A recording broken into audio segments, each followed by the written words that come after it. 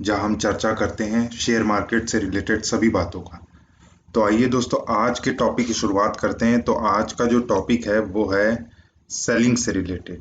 पिछली वीडियो में हमने जाना था कि आखिर बाइंग क्या होती है। बाइंग के बारे में जो भी था सब कुछ हमने पिछली वीडियो में जाना था। कैसे बाइंग करें, खरीदारी कैसे करें, कब करें, क्यों हम खरीदारी करना चाहते हैं और कहाँ-कहाँ कैसी-कैसी खरीदारी हम कर सकते हैं शेयर्स की या इन्वेस्टमेंट की। तो अगर आपने वो वीडियो नहीं देखी हो, मिस हो गई हो आपसे, तो ऊपर डिस्क्रिप्शन में लिंक आ रहा होगा, तो आप वो वीडियो जरूर देखिए। उसके बाद ही आपको समझ में आएगा कि सेलिंग ऑफ शेयर्स क्या होती है। और जो आज के टॉपिक का मुद्दा है वो है दोस्तों सेलिंग ऑफ शेयर्स, जिसमें हम बिकवाली के बारे में सोचेंगे कि अगर आपने शेयर्स तो खरीद के रख लिए, उसमें प्रॉफिट हुआ या कैसा हुआ कंपनी के साथ, उसके बाद आप सेलिंग किस तरह से करेंगे। ध्यान रखिए, जब आप शेयर खरीदते हैं तो उसको कहते हैं बाइंग। और जब तक वो बाइंग सिर्फ ऑनलाइन फॉर्म में या फिजिकल फॉर्म में आपके साथ रहती है, तो प्रॉफिट भी आपका वहीं पर वहीं रहता है। वो कोई एक्चुअल प्रॉफिट नहीं होता आपका। एक्चुअल प्रॉफिट आपका तभी होगा जब आप सेलिंग करेंगे।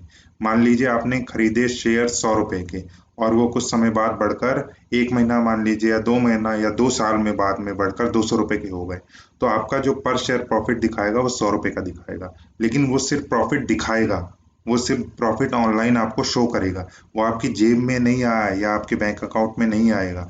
जब तक नहीं आएगा, जब तक आप उसको सेल नहीं कर देंगे। उस शेयर को अगर आपने 200 रुपए में सेल कर दिया जो 100 रुपए का खरीदा था, तो आपका जो प्रॉफिट है, एक्चुअल प्रॉफिट 100 रुपए, वो आपकी जेब में, कुछ टैक्सेस वगैरह जो भी कट के, बहुत ही कम ब्रोकरेज चार्ज कट के, वो आपकी जेब में आ जाएगा। तो इस तरह से दोस्तों, जैसे बाइंग इंपॉर्टेंट है वैसे सेलिंग भी इंपॉर्टेंट है।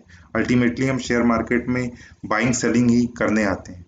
तो आइए शुरू करते हैं आज की चर्चा। और आज की चर्चा पूरी फोकस है सेलिंग ऑफ शेयर्स में।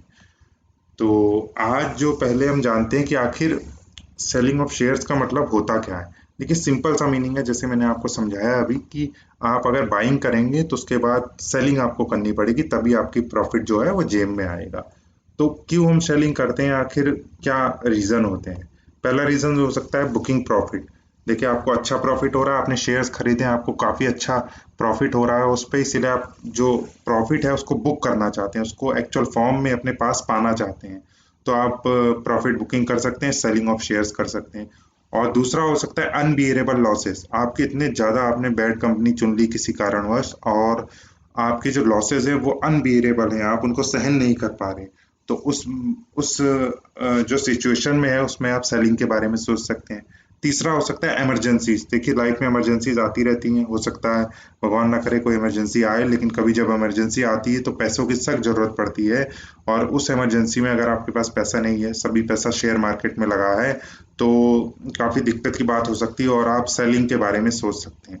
इसीलिए दोस्तों, मैं हमेशा ये सजेस्ट करता हूँ आपको कि सारा पैसा शेयर मार्केट में कभी लगाने की मत सोचिए, कभी मत सोचिए, चाहे कोई कितना भी कहे कि आप सब कुछ लगा दो, आपका दुगना हो जाएगा, तिगना हो जाएगा। एक सरप्लस जो फंड होता है वो इमरजेंसीज के लिए हमेशा अलग रखना चाहिए, ताकि इस तरह की दिक्कत ना आए। तो आइए दोस्तों, आगे बढ़ते हैं और बात करेंगे।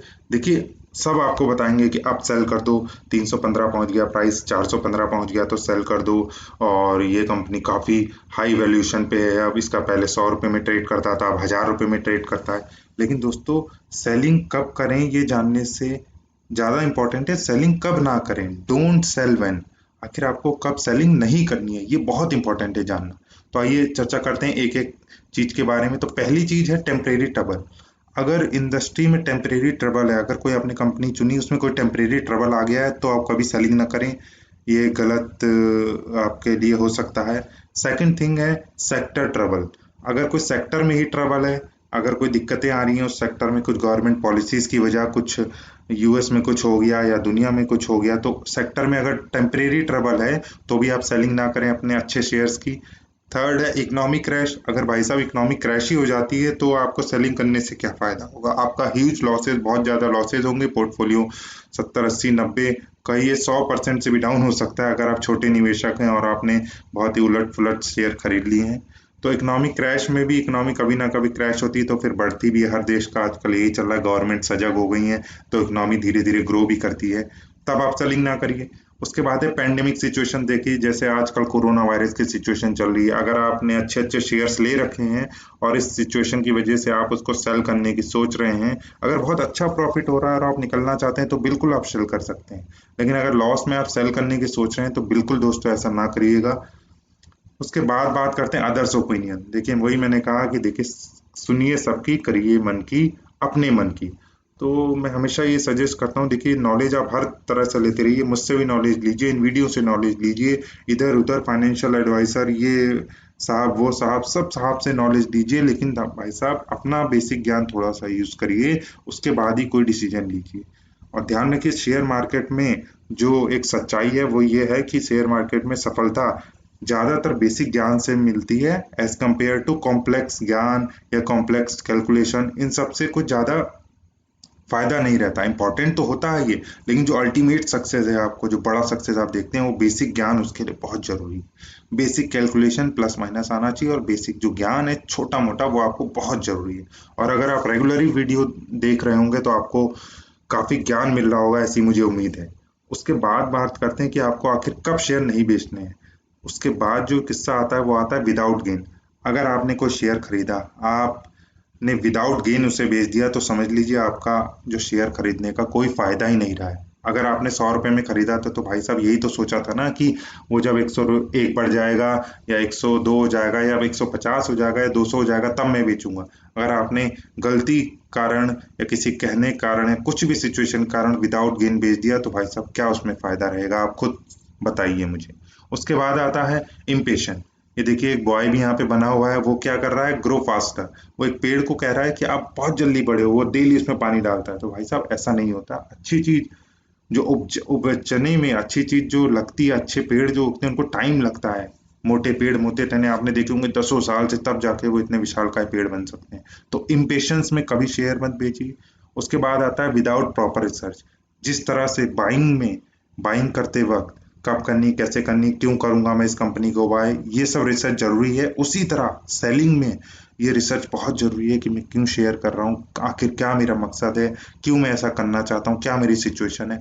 तो ये चीज बहुत ध्यान रखिए, बहुत ध्यान रखिए कि बार बार मैं बता रहा हूँ आपको, सेल करने के बहुत सारे वीडियोस आपको मिल जाएंगे कि कब सेल करो, इसको अब सेल कर दो, ये अब खराब हो गया, ये कंपनी वो हो गया। लेकिन आपको कब सेल नहीं करना है, ये इस एक स्लाइड से आपको उम्मीद है काफी क्लियर हो गया होगा। आइए आगे बढ़ते हैं और बात बढ़ाते हैं व्हेन टू सेल। अब आया व्हेन टू सेल कि आखिर आपको सेल कब करना है। तो पार्ट वन है जिसमें हम पहली बात करेंगे। पहला जो कॉलम है वो हम देखते हैं, अगर आपका ऑब्जेक्टिव अचीव्ड हो गया है। तो ऑब्जेक्टिव अचीव्ड का मतलब समझिए। देखिए मान लीजिए आपने कोई शेयर 100 रुपए में खरीदा था, एबीसी शेयर है। मैं हमेशा 100 रुपए इसलिए लेता हूँ क्योंकि बोलने में आसानी हो जाती है और कंपेयर करने में आसानी हो जाती है। तो अब मान लीजिए वो 100% बढ़ गया। अब आपका जो ऑब्जेक्टिव था वो ये था कि यार मैं 100% जैसे ये बढ़ जाएगा वैसे मैं इसको बेच दूंगा, प्रॉफिट बुक करूंगा और आगे बढ़ूंगा लाइफ में। तो इस तरह से अगर आपका ऑब्जेक्टिव अचीव हो गया, अगर आप सेटिस्फाइड हैं, तो बिल्कुल आप उस शेयर की सेलिंग कर सकते हैं।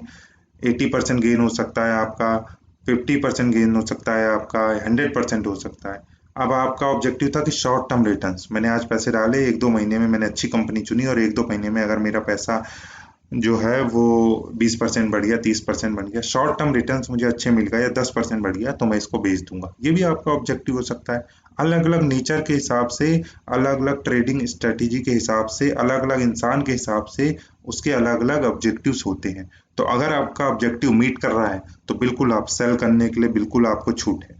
उसके बाद देखिए लॉन्ग टर्म गेन्स, आपके 1-2 साल या 5 साल या 10 साल आपने अच्छे शेयर्स होल्ड किए और आपको काफी अच्छा लॉन्ग टर्म गेन हो रहा है, तो अब आप उससे सेलिंग करके निकलना चाहते हैं और पैसे को कहीं और इन्वेस्ट करना चाहते हैं या कुछ और करना चाहते हैं उन पैसों से, तब आप बिल्कुल सेलिंग कर सकते हैं। उसके बाद ईयरली रिटर्न्स, या तो आप चाहते हैं कि मैंने आज पैसा डाला और 1 साल बाद में या 2 साल बाद में इससे निकालना चाहता हूँ, या पर ईयर बेसिस में थोड़ा थोड़ा निकालना चाहता हूँ, तब आप सेलिंग कर सकते हैं। तो ये मेन जो चर्चा वो रही वो ये है कि आप सेल तब करिए जब आपका ऑब्जेक्टिव तो अचीव हो जाए। आप अल्टीमेटली शेयर मार्केट में आए इसीलिए थे, बहकावे में मत आइए, भावनाओं में मत बहिए, थोड़ा बहुत अपना बेसिक ज्ञान यूज करिए। उसके बाद ही जब आपका ऑब्जेक्टिव अचीव हो जाए, पेशेंस रखिए, तभी आप सेलिंग करिए।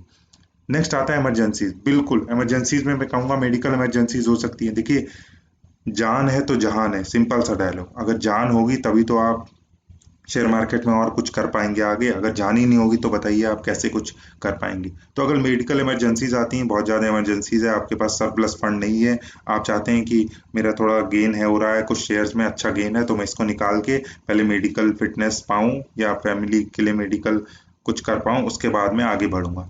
और हो सकती है अदर इमरजेंसीज, बहुत सारी टाइप की इमरजेंसीज होती हैं, आई नो आप समझ सकते होंगे।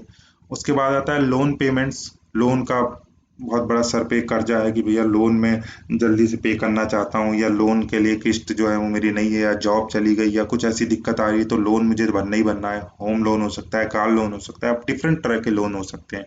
इन तरह की इमरजेंसीज में आप सेल कर सकते हैं। उसके बाद है अर्जेंट मनी रिक्वायरमेंट। कभी कभी ऐसी ज़रूरतें आ जाती हैं जिनके लिए पैसा बहुत ज़रूरी हो जाता है। मैरिज हो सकती है आपकी बिटिया की या किसी और की मैरिज में, या घर में कुछ फंक्शंस हैं उसके लिए आपको पैसा चाहिए। ये सब इमरजेंसी सिचुएशन है, ध्यान रखिए, जनरल सिचुएशन नहीं, इमरजेंसी है। अगर बहुत जरूरी हो तभी आप इसके बारे में सोचिए। फैमिली नीड्स हो सकती हैं, फैमिली नीड्स पूरी नहीं हो पा रही, जैसे आजकल कोरोना में काफी सारे लोगों की जॉब चली गई है, तो उन्होंने जो शेयर मार्केट में इन्वेस्टमेंट की है, अगर फैमिली नीड्स नहीं पूरी हो पा रही तो वो सेलिंग के बारे में सोच सकते हैं। लेकिन ध्यान रखिए, प्रॉफिट में कुछ दिक्कतें झेलिए। उम्मीद है, मुझे मालूम है कि दिक्कतें झेलने में बहुत तकलीफ होती है, लेकिन भाई साहब ये जिंदगी का एक सच है कि फेलियर, दिक्कतें, ये सब हमें और स्ट्रांग बनाती हैं, ना कि हमें वीक। तो ध्यान रखिए कि जो फैमिली नीड्स हैं, अगर वो पूरी करने के लिए थोड़ी दिक्कतें आपको आ रही हैं, थोड़ा कुछ और काम करना पड़ रहा है, तो करिए, और अपनी इन्वेस्टमेंट को थोड़ा सेव करिए। जो इन्वेस्टमेंट है उसको रहने दीजिए, हो सकता है आगे चल के वो बहुत ही ग्रो करे और आपको अच्छा प्रॉफिट मिले। तो इस तरह से आप बात को समझिए। तो सेकंड जो हमने चर्चा करी वो थी इमरजेंसीज की।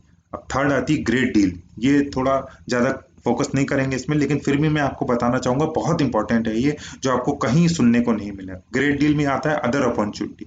अगर आपको भाई साहब कोई अच्छी अपॉर्चुनिटी मिल रही है, आपने 10 साल से पैसा लगा रखा है किसी कंपनी में, वो ग्रो नहीं कर रहा है, और आपका टाइम भी काफी बढ़ता जा रहा है, 10 साल काफी बड़ी आजकल माना जाएगा, जो आजकल का फास्ट वर्ड है उसमें 10 साल काफी बड़ी गैप माना जाएगा। अगर उस गैप में आपका पैसा नहीं बढ़ रहा है, तो कुछ अदर अपॉर्चुनिटी आपके पास आ गई है टेक्नोलॉजी वर्ल्ड के हिसाब से, तो आप बिल्कुल सेल कर सकते हैं। लेकिन पहले देखिए कि वो अपॉर्चुनिटी जो है वो इससे अच्छी होनी चाहिए, तभी आपका कोई मकसद जो है वो सक्सेसफुल हो पाएगा। अब आती है लैंड इन्वेस्टमेंट। देखिए कोरोना के दौर में मैंने खुद पर्सनली देखा है कि जो लैंड्स हैं वो बहुत काफ़ी सस्ती हो गई हैं अच्छी अच्छी जगहों पे। तो आपको लग रहा है कि अगर ये लैंड मैं आज खरीद के 2 महीने बाद भी काफ़ी अच्छे प्राइस में बेच सकता हूँ, तो बिल्कुल आप उसको सेल करिए। लेकिन ध्यान रखिए, शेयर्स तभी सेल करिए, इन्वेस्टमेंट या म्यूचुअल फंड तभी सेल करिए जब उसमें प्रॉफिट हो रहा हो, वरना थोड़ा सा वेट करिए। अल्टीमेटली वो आपका लॉस होगा। और लॉस मान लीजिए आपको दिखेगा कि 1% लॉस हो रहा है, 1% नहीं होगा भाई साहब। अगर आप उसको कैलकुलेट करेंगे थोड़ा अच्छे से, थोड़ी सी बेसिक मैथमेटिक्स लगाएंगे, तो 1% से कहीं ज़्यादा होगा। अगर आपने 1 साल तक शेयर होल्ड किए हैं, या 2 साल तक किए हैं, 3 साल तक किए हैं, और अभी उसमें लॉस 1%, 5%, तो 1%, 5% नहीं है, वो बहुत ज़्यादा है उससे, क्योंकि आप ईयरली बेसिस पे कैलकुलेट कर रहे हैं। वो तो आपको अल्टीमेट गेन, अल्टीमेट लॉस दिखता है, जो लास्ट में दिखाया जाता है आपको कि इतने साल में इतना हुआ, 100 रुपए का 50 हो गया। लेकिन वो जो 100 रुपए तब थे, डिप्रेशन होते होते एक तो उसकी वैल्यू घट गई, डिप्रिशिएशन होते होते ईयर के साथ, और अब वो जो लॉस दिखा रहा है वो अब्सोल्यूट लॉस है। जो आप अगर रियल लॉस कैलकुलेट करेंगे तो कई ज़्यादा परसेंटेज में होगा। तो ध्यान रखिए, लैंड इन्वेस्टमेंट की अपॉर्चुनिटी है आपके पास, तो बिल्कुल आप सेल कर सकते हैं। बेटर कंपनी आपको मिल गई, या जैसे मैंने बताया कि आप दूसरी कंपनी में मूव करना चाहते हैं, इसमें अच्छा प्रॉफिट हो गया है, तो जाइए, बिल्कुल जाइए। न्यू बिजनेस आप स्टार्ट करना चाहते हैं, बिल्कुल आप फ्री हैं। मोर सेफ्टी अगर चाहते हैं, कह रहे हैं बहुत हो गया, अब मैं शेयर मार्केट से निकलना चाहता हूँ, तो बिल्कुल आपके पास ऑप्शन सब खुले हैं।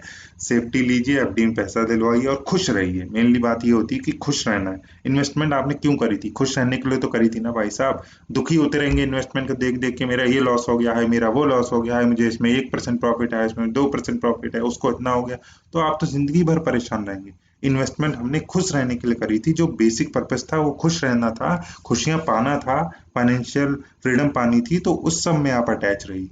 उम्मीद है आपको समझ में आया होगा पहला पार्ट, व्हेन टू सेल। अब बात करेंगे सेकंड पार्ट की, व्हेन टू सेल। देखिए ये थोड़ा फोकस है, टेक्निकली फोकस है ये थोड़ा सा पार्ट। तो पहला, अनबियरेबल लॉसेस। आपको इतना ज्यादा लॉसेस हो रहे हैं, ह्यूज लॉसेस, तो आप बिल्कुल सेल करिए उस शेयर को। लेकिन कैसे? एवरेज एंड सेल, ध्यान रखिए।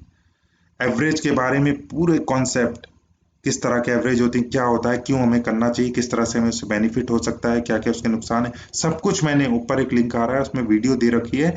बिल्कुल आप ये देखिए, उसके बाद ही जब लॉसेज हो रहे हों, और एकदम से बेचने की मत सोचिए। एवरेज के कुछ कॉन्सेप्ट अपनाइए और देखिए आपको उन लॉसेज से भी निजात मिल जाएगा। मैंने ऊपर वीडियो दे रखी है, आप उसको जरूर जरूर वॉच करिए। तो ध्यान रखिए, अनबियरेबल लॉसेज हो रखे हो तो आप एवरेज करके सेल कर सकते हैं। You can not afford losses further, आप और लॉसेस नहीं चाहते तो बिल्कुल आप सेल कर दीजिए उसको। Company in huge debt, company में इतना ज़्यादा डेट, 100 करोड़ की कंपनी और 300 करोड़, 400 करोड़, 500 करोड़, 1000 करोड़ डेट ले रखा है, तो भाई साहब क्या आप उस पर भरोसा कर लेंगे? कब तक वो अपना डेट उतारेगी? क्या उसके बिजनेस मॉडल है? हो सकता है उसको कोई एक्वायर कर ले या कुछ हो जाए। तो डेट वाली कंपनियों से वैसे ही थोड़ा सा बच के रहना चाहिए। ऐसा नहीं कि सभी डेट वाली कंपनियां खराब होती हैं। तो ध्यान रखिए, शेयर मार्केट एक बहुत बड़ी कहानी है। तो कहानी क्या है, धीरे धीरे आपको कहानी सुनते हुए जाना है, इसको ग्रहण करते हुए जाना है और अपने कुछ आइडियाज बनाने हैं उस कहानी के हिसाब से। जैसे मम्मी कहानी सुनाया करती थी ना, तो हम उसको मन में विजुलाइज करा करते थे, यार ये ऐसा होगा, यार पेड़ वहां पे ऐसा होगा, यार वो ऐसा होगा। तो इसी तरह से शेयर मार्केट में है, आप कहानी पूरी सुनिए, वीडियो सब देखिए, ज्ञान लीजिए, लेकिन अपना एक आइडिया बनाइए कि ऐसा होगा तो कैसा होगा, ऐसा होगा तो कैसा होगा। इस तरह से आप बहुत ही बेसिक वे में आप शेयर मार्केट में सक्सेस पा सकते हैं। उसके बाद करते हैं रॉन्ग उसके बाद बात करते हैं रॉन्ग कंपनी की। आपने भाई साहब रॉन्ग कंपनी चुन ली, और आपने क्या, शेयर मार्केट में मुझे लगता है आज तक जो भी इंसान आया होगा उसने कभी ना कभी एक तो रॉन्ग कंपनी जरूर जरूर चुनी होगी। तो नो प्रॉफिट कंपनी आपने चुन लिया, आप उससे निजात पाना चाहते हैं, बिल्कुल सेल करिए, एवरेज का कॉन्सेप्ट अपनाइए। बार बार मैं कह रहा हूँ, देखिए उस वीडियो को, उसमें आपको सब समझ में आएगा कि कितनी इंपॉर्टेंट वीडियो है और उससे आपको कितने बेनिफिट हो सकते हैं। कोई प्रॉपर रिसर्च नहीं थी इसलिए आपने कंपनी खरीद ली, तो अब लॉसेस तो ऑब्वियसली आपको होंगे ही। तो आप निकलने की, सेलिंग करने की सोच सकते हैं। टिप बेस्ड कंपनी, बहुत जरूरी है कि टिप पे कोई कंपनी मत खरीदिए। टिप का जो सिलसिला है वो काफी खतरनाक है। टिप लेंगे तो पानी में आपकी डिप हो जाएगी, मतलब पानी में डूब जाएंगे आप। समझ रहे हैं ना? तो टिप बेस्ड कंपनी पे ज्यादा भरोसा मत करिए, अपनी प्रॉपर रिसर्च करा करिए, उसके बाद ही खरीदा करिए। अब टिप ले ली कंपनी, टिप बेस्ड कंपनी ले ली, तो भाई साहब बेचना तो पड़ेगा ही। लॉसेज में भी हो सकता है बेचना पड़े। उसके बाद बात करते हैं फ्रॉड्स की। मैनेजमेंट मैनिपुलेशन, मैनेजमेंट बहुत मैनिपुलेट करता है चीज़ों को, डाटा मैनिपुलेट करता है, रिजल्ट्स मैनिपुलेट करता है। तो ऐसे मैनेजमेंट पे भरोसा मत करिए। काफ़ी कंपनियां हैं और भी, उनमें जाइए जहां मैनेजमेंट देखिए कितना अच्छे अच्छे हैं। मैं बार बार बात करता हूँ गोदरेज ग्रुप की, HDFC ग्रुप की, और काफ़ी सारे ग्रुप हैं। और ये मत समझिए कि ये ग्रुप के मैनेजमेंट भी बिल्कुल आंख बंद करके भरोसा करने वाले हैं। आंख बंद के भरोसा तो भाई साहब मैं कहता हूँ आप किसी पे मत करिए। किसी पे भी आंख बंद करके भरोसा आप नहीं कर सकते आज के जमाने में। और आज के जमाने में क्या, जब से पृथ्वी आती मुझे लगता है तब से, क्या डायनासोर्स में सब आपस में एक दूसरे पे भरोसा करते थे? आप बताइए। फिर इंसान हुआ, क्या आजकल बंदर भी एक दूसरे पे भरोसा करते हैं? नहीं करते। तो इनसे सीख लीजिए कि भैया इंसान हैं आप तो और सोच समझ सकते हैं। किसी पे भरोसा मत करिए आंख बंद करके। डाटा को देखते रहिए, न्यूज़ को देखते रहिए, अपडेट रहिए थोड़ा। इस तरह से आपको फ्रॉड्स के बारे में पता चलता रहेगा। उसके बाद देखते हैं इंक्रीज लीगल केसेस। कोई कंपनी है, उसमें एक लीगल केस हुआ, मानते हैं कभी हो जाता है, कोई दिक्कत हो जाती है, किसी ने कुछ एलिगेशंस लगा दिए, किसी ने किसी कंपनी ने बोल दिया कि हमारे टैगलाइन यूज कर रहे हैं या हमारे प्रोडक्ट को ऐसे ही यूज कर रहे हैं, इस तरह से इन्होंने मैनिपुलेट किया। तो हो सकता है एक दो केसेस ठीक है हो जाते हैं कंपनीज में, बड़ी बड़ी कंपनीज में। जो बढ़ता है उसमें ज्यादा केसेस होने की उम्मीद है। लेकिन अगर हर एक साल में या हर 6 महीने में उस पर कोई ना कोई लीगल केसेस आ रहा है, तो भैया ऐसी कंपनियों से बच के रहिए। आप कोई भी कंपनी डालेंगे, ABC company legal cases in past 1 year, तो उसका पूरा डाटा आ जाएगा। गूगल बाबा जो है वो सब कुछ आपको बता देंगे। तो गूगल बाबा को थोड़ा देखिए। उसके बाद आप ध्यान रखिए कि अगर ज़्यादा लीगल केसेस हो रहे हो तो ऐसी कंपनी से बहुत बच कर रहिए। सेलिंग करके जितनी जल्दी हो सके निकलने की कोशिश करिए। उसके बाद है बैड न्यूज़। कंपनी में अक्सर बैड या गुड न्यूज़ आती रहती है, लेकिन बार बार बैड न्यूज़ का आना देखिए आपके इन्वेस्टमेंट के लिए भी बहुत बैड है। उसके बाद आते हैं बिग फ्रॉड्स, जैसे कि बहुत सारी कंपनीज आपने पास्ट में भी देखी होंगी और फ्यूचर में भी भाई साहब आपको देखने को मिलेगा कि कंपनीज कितने बड़े बड़े बिग फ्रॉड्स कर सकती हैं। कितनी भी आप सेफ्टी कर लीजिए, वही है ना, कहते हैं ना कि चोर जो होता है उसके लिए आप कितना भी कुछ भी कर लीजिए, लेकिन क्या अल्टीमेटली आज के जमाने में दुनिया में चोरी नहीं हो रही है? हो रही है। क्या 1 साल पहले नहीं होती थी? हो रही थी। क्या 1 महीने पहले नहीं होती थी, या 1 दशक पहले नहीं होती थी, या 1 शताब्दी पहले नहीं होती थी? आप बताइए। तब से होती आ रही है और आगे भी मुझे लगता है ये कंटिन्यू रहेगा, और कब तक ये नहीं पता। उसके बाद बात करते हैं सेक्टर एब्सोल्यूट। बहुत इंपॉर्टेंट चीज़ है, आपको कोई समझाएगा नहीं ये बात, लेकिन मैं आपको बता रहा हूँ, आपके फायदे के लिए बता रहा हूँ कि भैया सेक्टर अगर खत्म होने वाला, एब्सोल्यूट होने वाला है तो उसमें कोई फायदा नहीं है पैसा लगाने का। बहुत सारे जो सेक्टर पास्ट के हैं वो अब बिल्कुल खत्म होने के कगार पे, बहुत ही क्रूशियल स्टेज में है। 2020 तो वैसे ही बहुत ज्यादा क्रूशियल है। कोरोना ने 2020 को जिस तरह से क्रूशियल बनाया है, उस तरह से बहुत सारे सेक्टर आपको आने वाले वक्त में क्रूशियल बना सकते हैं। इसीलिए बच के रहिए, सेक्टर्स को देखते रहिए, और कोई सेक्टर खत्म होने वाला है तो उसमें एंट्री मत करिए। एंट्री है भी पहले से, तो मैंने बताया आपको बार बार, एवरेज और सेलिंग का थोड़ा सा कॉन्सेप्ट अपनाइए और निकलने की कोशिश करिए। कंपनी इनएफिशिएंट हो जाती है ऐसे सेक्टर में, अप टू डेट नहीं रहता है सेक्टर, कोई ग्रोथ नहीं दिखती है सेक्टर में, और कोई डाइवर्सिफिकेशन नहीं होता है। तो ये है सेक्टर की बात। तो उम्मीद है जो ये पूरा वेन टू सेल का पार्ट है ये आपको अच्छे से समझ में आया होगा। बहुत सारी बातें हमने इसमें डिस्कस करी, बहुत ही इंपॉर्टेंट ये सब चीजें हैं, तो आप इन सब चीजों का ध्यान रखेंगे तो जो बिकवाली का किस्सा है वो आपको पूरी हर तरीके से समझ में आएगा। आइए आगे बढ़ते हैं और बात करते हैं हाउ टू सेल। आखिर भैया हमने सीख लिया कब करें क्यों करें, अब कैसे करना है सेल, ये तो देखिए।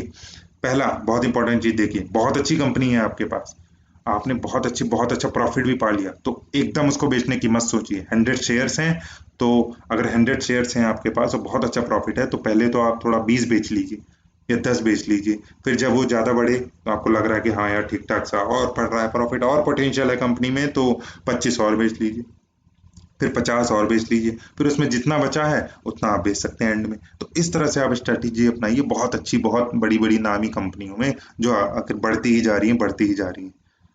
उसके बाद देखिए, sell after sell all after average. वही मैंने बताया कि भैया जो मैंने वीडियो बनाई है उसमें आप जो थर्ड कॉन्सेप्ट देखेंगे वो बहुत ही इंपॉर्टेंट है। जब आप उस वीडियो को पूरा वॉच कर लें, आप कहेंगे हाँ मेरे जो लॉसेज हैं, जो मैं लॉस में बेचने में निकलने वाला था उससे मैं बच गया, ultimately no loss no profit में भी अगर मैं गया हूँ तो मैं खुश हूँ। क्योंकि अल्टीमेटली आप लॉस करके जाते तो थोड़ा सा दुखी होते।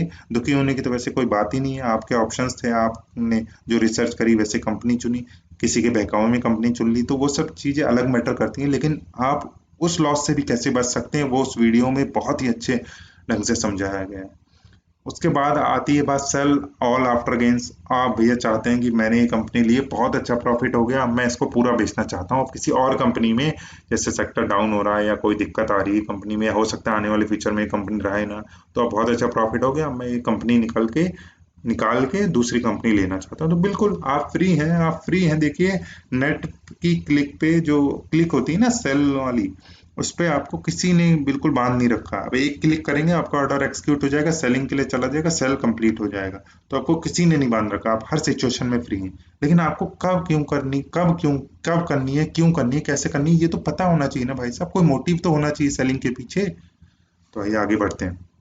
उसके बाद बात करेंगे वेट एंड वॉच।